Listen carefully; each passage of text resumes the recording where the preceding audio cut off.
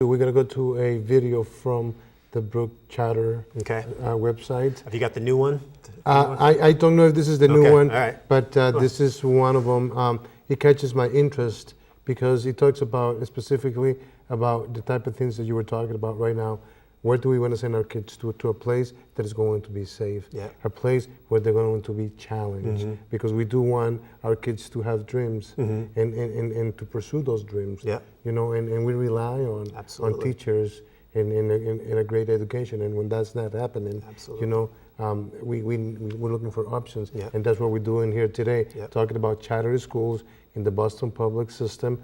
We're going to go to a video. When we come back, we're going to continue talking about the success charter schools are having in Massachusetts, and specifically the Brook Charter School.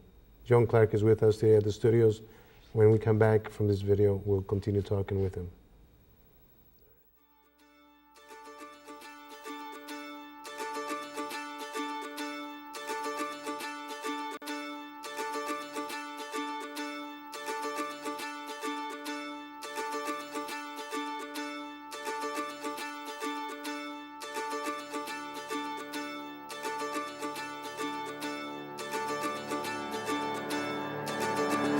This is a story of 3 students and their hopes and aspirations and their families and their teachers. These students all come from different neighborhoods in Boston. They all have different stories. Each one is a Brook Scholar.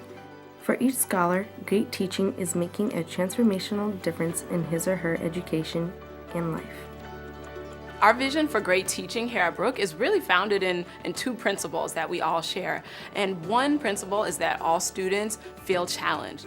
Jamal came from a school where he was getting homework that maybe took him 10 or 15 minutes per night, and he just scribbled something down on the paper and turned it in, and that was okay. And when he got to Brook, he definitely was up for a challenge because we just demanded so much more for him because we knew that he could do so much more. I think she expects a lot of me in my learning because sometimes I don't get things, and then she doesn't want me seeing, like, if I don't get something to give up. She wants me to keep going and persevere through challenges, and I think mostly I do that, and she's really proud of me.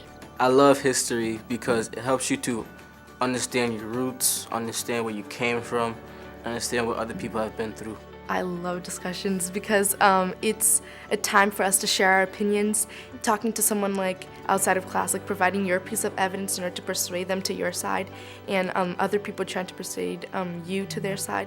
I think I've grown so much. I just remember doing these math lessons and these reading lessons, and I thought that they were so awesome, and like when I go back and I look at those lessons now from my 1st and 2nd years teaching, I'm just like, oh my goodness, this was so awful. And I think coming to Brook has really taught me the true meaning of rigor and holding students to the highest standard and just having high expectations for them. I think that's the area that has pushed me and has helped me the most, and I feel like I'm a lot better of a teacher for it, and that my students are doing so much more and are achieving so much more because of that. I could say that I've grown a lot as a person, as a scholar.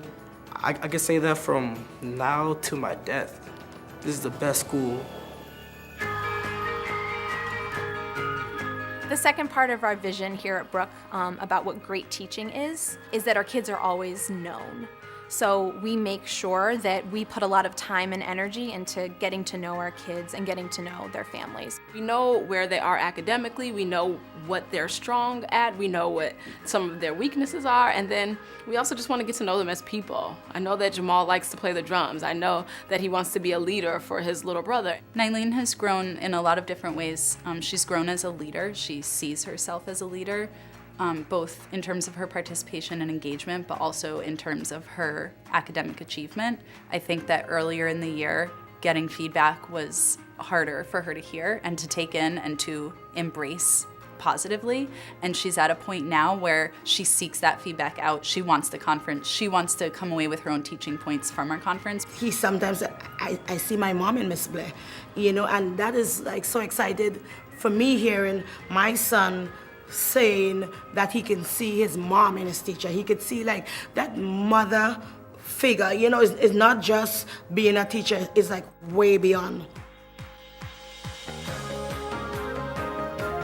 I feel like I cannot imagine a better place to work or a better professional culture. And I don't think just for a school, I think like as a working adult. Every day I show up and I'm surrounded by people who want the same thing that I do, which is I want to do right by my kids. It's my teacher. It's my teacher. It's definitely my teacher. I would say thank you to Ms. Blair for, and I may get teary because this is really the heart speaking here. Thank you to Ms. Blair for all the hard work that she had put in. If she have a problem with homework and she call her, and sometimes I say, don't call her right now, it was there. No, but I have to call her and she is there to answer the phone. That's good.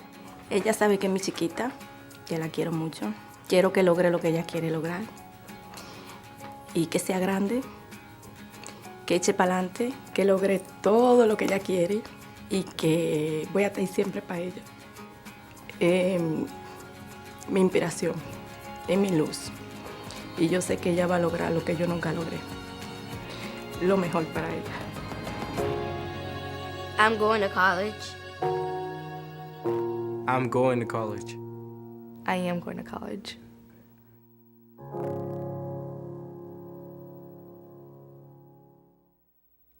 Okay, and that was directly from the website for Brook Charter Schools.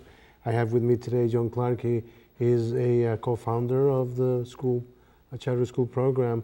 We've been talking about the success the school has in as far as it goes as preparing kids to do well in school. Now they have the opportunity to expand to a high school, and the importance that and the commitment that you guys have in preparing these kids to really do well academically. And that's where we left it. The success that goes on in that classroom, the desire for the teacher to educate, to challenge the kid, the interest by the kid to be challenged by the teacher. And it's not as simple as it looks. No, it's not. You know, one of the things that I think a lot of you don't realize unless you've ever got in front of a classroom full of kids is how incredibly challenging it is. It's a leadership challenge. You are effectively leading a group of people every day and trying to get their buy-in, trying to develop and convey a vision of what we're going to accomplish in that classroom. So it's a leadership challenge, it's an intellectual challenge. You know, adding fractions might not be an intellectual challenge, but getting into the head of a sixth grader and trying to understand what's the foundational piece they need to know now in order to make the next discovery is a huge challenge. So teaching is an incredibly challenging, incredibly satisfying job for that reason, if we put teachers in a position where they're supported and have the opportunity to succeed. And that's what got me into this work in the first place, was I taught in a traditional district school where I definitely felt not successful and overwhelmed, and had the opportunity to teach at a high-performing charter school where, just because by nature of the conditions that I was able to, that were there in the school, I had the opportunity to help my kids excel. And what I mean by that is, in my district school experience, I was a middle school math teacher. I had 160 kids I was responsible for throughout the course of the day, because I had 6 classes of kids with close to 30 kids in a class. And the idea that when you have that many kids as your total student load, that you're going to know every one of those kids or be able to support every one of those kids is crazy. Like, you can't do it. But other things, like, for instance, when I started to teach in this high-performing charter school, which was Boston Collegiate Charter School, by the way, in Boston, I had the opportunity not only to have a much smaller number of kids, but I could require them to stay after school and get extra help when they needed it, and make sure that they didn't fall behind. I had the opportunity, therefore, to develop really strong relationships with their parents and families. And everybody in that school was, to use the metaphor of rowing in the same direction. We all kind of were incredibly committed to helping our kids achieve, and had the same kind of vision for how we were going to do it. And look, that's how great schools happen. They happen with a great principal, a great leader, who then has the freedom to get a great team of people, a great team of teachers. They develop a vision together of what they're going to try to do with families and with kids, and then they all go after it together. And that's a huge reason why we don't have any really high-performing districts in the country, urban districts, because we lose sight of that. We lose sight that what matters is what happens in the classroom and at the school level. And instead, we have these massive central office bureaucracies where we try to get excellence at the school level by issuing dictate after mandate from downtown. And then we have these really onerous and thick teacher contracts that came up in reaction to these crazy large bureaucracies kind of mandating what should happen from downtown.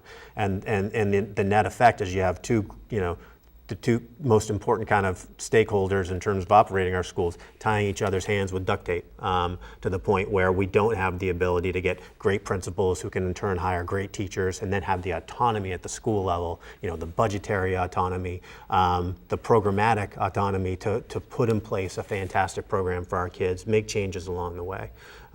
That's how great schools happen. And I think anybody who's worked in a school knows that. Anybody who's worked in a great school knows that one of the reason is because you had a great principal and great teachers who one way or the other were able to go after that vision together.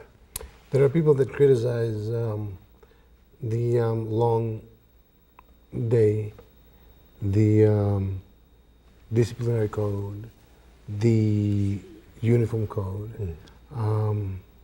They're saying that, oh, geez, it's like military style. I totally disagree with it in many aspects. First of all, my kids do go to charter school. They do wear a uniform, and that's not distracting for the other classmates as to, who what wears what, blah, blah, blah, all the other stuff that goes on. The other thing is that, for example, in my house, we have house rules, and we try to lay them down for our kids so that they can have some rules in place that they need to follow. And I think that when you have a school and the teachers, because I know some great teachers, and tell me that they cannot do anything because their hands are tied, that's basically cheating out of somebody else that do want to learn that day out of an education. And they're saying that is not much they can do, that that they have certain limits. The other day I was watching TV on the news. They had this teenager in high school that basically sucker punched a teacher. And I'm just surprised to see these things because first of all, you should respect your teacher. You should respect your peers. And if you go to school, you go to learn. And I think that if you're not doing that when you go to school, you basically are not doing your job, as a citizen. Yeah. Well, to start with, I fundamentally believe, we believe at Brooke, that all kids can achieve success in school. All of our kids can. We have the lowest attrition rates among any kind of non-selective admission schools in the city. Kids generally do not leave Brooke for that reason, because we know and believe it's our responsibility to make sure that all of our kids can achieve and succeed. That being said, that does not mean that schools can or should ever tolerate environments where one kid is holding the entire classroom's learning hostage. And part of believing that all kids can succeed is also knowing and believing that all kids can and should be held to the highest standards for their academics and their behavior. If we believe in them, we should hold ourselves accountable for no less.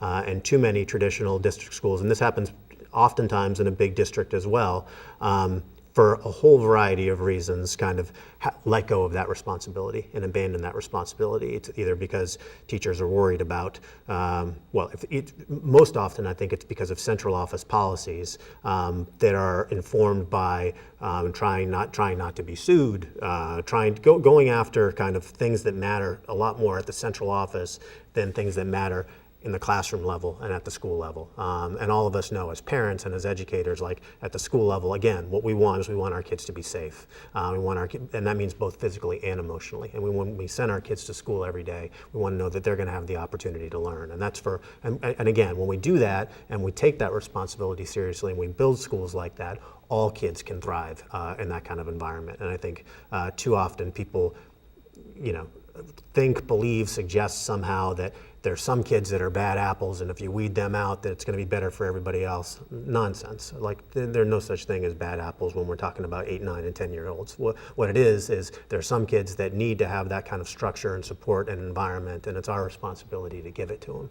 So, and I'm with you as far as the structure goes, and you know my kids go to Brook as well, and like you,